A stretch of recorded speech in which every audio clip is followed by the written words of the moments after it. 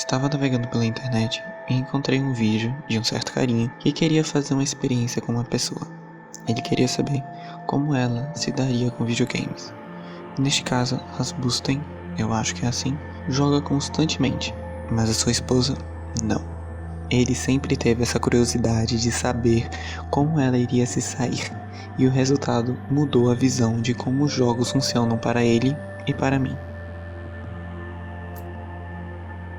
O nome do vídeo é What Games Are Like for Someone Who Doesn't Play Games, traduzindo como os jogos se parecem para pessoas que não jogam. Ele começa o vídeo contando o que foi que deu a vontade de conduzir e produzir o experimento. A esposa dele perguntou se ela poderia jogar um joguinho que o marido possui. Ela descreveu como aquele com um pequeno fantasminha fofinho. Ela estava falando sobre Hollow Knight. Baseado no fato que o conhecimento de jogos que a Madame tinha era somente Mario Kart e Crash Bandicoot, ele já iniciou o jogo pensando que a sensação que ela iria ter sobre ele seria horrível.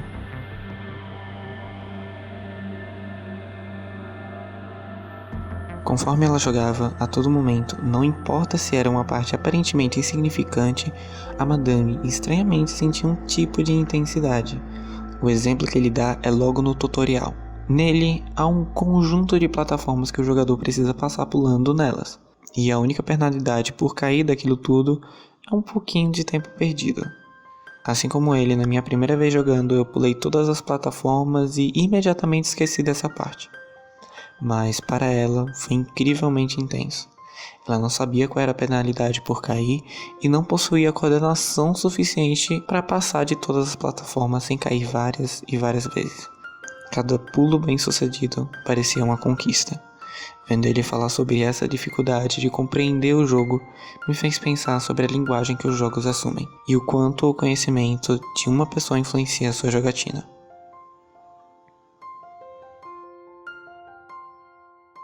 Os jogos passaram por revoluções que ditaram indiretamente regras que são assumidas para facilitar a experiência de usuário pelos jogos de diferentes títulos. É por isso que existem alguns aspectos que, para mim, já são tão intuitivos que quando eu vejo algo novo na indústria dos jogos, fico feliz e impressionado. Essa linguagem faz os jogos serem parecidos, mesmo sendo diferentes. Por exemplo, na maioria dos jogos, a sua barra de vida é vermelha. A maioria dos jogos assume o botão A como botão de pulo, e jogos de plataforma oferecem as direções esquerda e direita para progredir na história.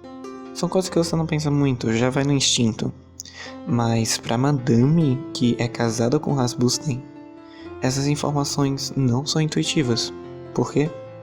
Bom, ela não passou o tempo aprendendo essas coisas. Isso fez ele imaginar como as pessoas aprendem o básico dos videogames.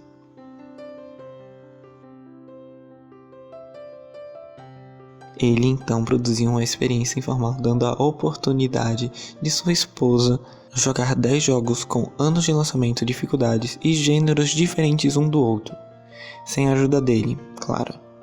Ele queria que fosse totalmente autodidata. Ele queria saber como uma pessoa aprendia do zero, sem nenhum conhecimento e sem ninguém ajudando. A primeira observação foi a que funcionalidade de jogos que para nós seriam simples, para ela não era. Ela sabia fazer coisas simples como pular, atacar e tudo o que o tutorial do jogo indicava. Mas no exemplo de Mario Bros, ela não sabia que dava para correr. Calma aí. Você também não sabia disso? Nossa, acho que não era só ela.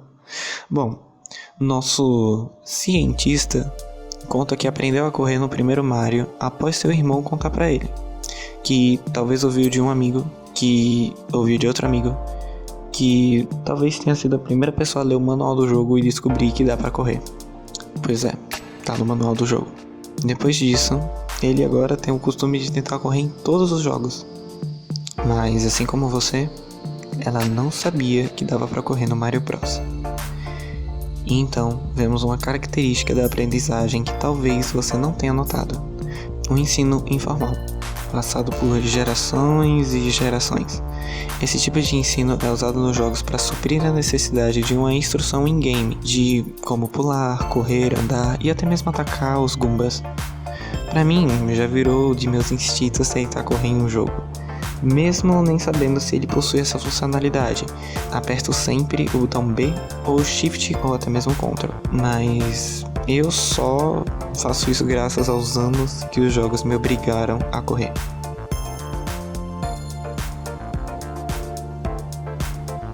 Descobrir os controles quando eles não são especificados era um trabalho para a Madame, talvez por ela não estar familiarizada com o controle. Toda vez que o jogo pedia para ela apertasse algum botão, ela olhava para o controle e tentava achar o botão ali. Bom, eu me identifico com isso. Não usava o controle até ano passado e foi estressante aprender. Como alguém joga FPS com aquela coisa, é quase impossível mirar. Algo que aconteceu comigo e eu ri muito quando aconteceu com ela foi o botão R3 e L3. A minha experiência foi no The Elder Scrolls V Skyrim. No jogo tem uma parte que você precisa usar os botões R3 e L3. Um para entrar em modo de terceira pessoa e o outro para correr. Mas como eu era uma pessoa que nunca tinha usado um controle na vida, me perguntei aonde que esses botões estavam. A partir daí, eu nunca mais joguei um jogo com controle. Até que eu assisti um vídeo do BRKS e eu vi ele falando que um tal controle tinha melhor feedback ao apertar os direcionais. E foi aí que eu entendi.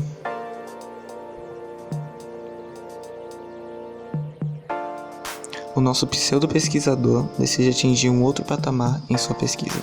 Agora, ele quer que sua esposa jogue com teclado e mouse, mas, como eu falei anteriormente, a falta de notificação em questão das funcionalidades dos jogos fazem com que se perca muito da experiência do jogador, fazendo se estressar e desistir de continuar jogando. O primeiro jogo que ela experimentou com teclado e mouse foi o Portal, aquele primeiro e o classicão. O seu marido escolheu esse jogo por saber que não precisava de tanta precisão assim. A primeira dificuldade que surgiu foi a falta de indicativos sobre os comandos. Ela conseguiu se movimentar e resolver alguns puzzles, só que se você olhar a gravação que está na tela, vai perceber que ela não está movimentando seu olhar. Sabe por quê? Exato. Ela não sabia que esse jogo possuía essa possibilidade. Só foi descobrir quando, sem querer, esbarrou no mouse.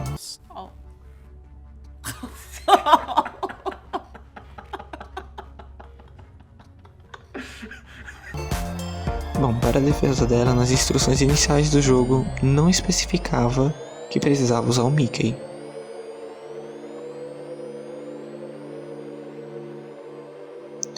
Uma coisa que mais me abriu para o mundo foi ele ter percebido que a lógica que rege o mundo dos jogos não é a mesma que rege o mundo real. Imagina aqui comigo. Um dragão está atacando a sua cidade. O que é que você faria? Acharia o lugar mais seguro e ficava lá torcendo para que o dragão saísse, ou enfrentaria ele diretamente? Bom, eu não sei você, mas eu já me cago com os sons de Minecraft. Imagina com isso. Se você está pensando que eu dei um exemplo solto, saiba que ela fez a mesma coisa no jogo Skyrim e no The Last of Us. Tem uma parte que o personagem principal segue um caminho e na frente dele há um poço de gasolina que explode, assim impossibilitando a passagem. Mas havia uma parte que não foi tomada pelo fogo. Ela, pela lógica, tenta ir para aquele local, mas toda vez um infectado ia e a matava. Com isso, poderíamos pensar que aquele não é o caminho correto, mas ela pensou que não estava sendo rápida o suficiente e tentou por mais algumas vezes até perceber que aquele não era o caminho correto. Outro exemplo foi no Doom. Há uma parte onde o personagem precisa retirar algo de uma criatura. Mesmo o jogo indicando que para progredir precisava fazer alguma coisa com aquele coração, a Madame não se ligou nisso, nem tinha visto na verdade. Em outro ponto, ela percebeu que tinha uns barris vermelhos que, ao tirar, explodiam. Adivinha o que aconteceu? Ela tentou explodir a criatura. Bom, não deu certo, embora fosse a coisa mais lógica e incrível a se fazer.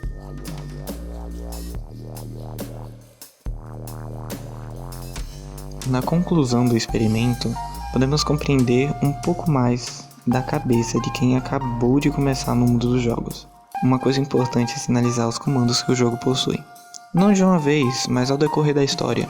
Um jogo fantástico que faz isso e você nem percebe é Half-Life 2. Ele te mostra todas as funcionalidades sem nem precisar aparecer um texto na tela. Isso é maravilhoso. Na descrição e no card eu deixarei o link para um vídeo que trata exatamente sobre isso.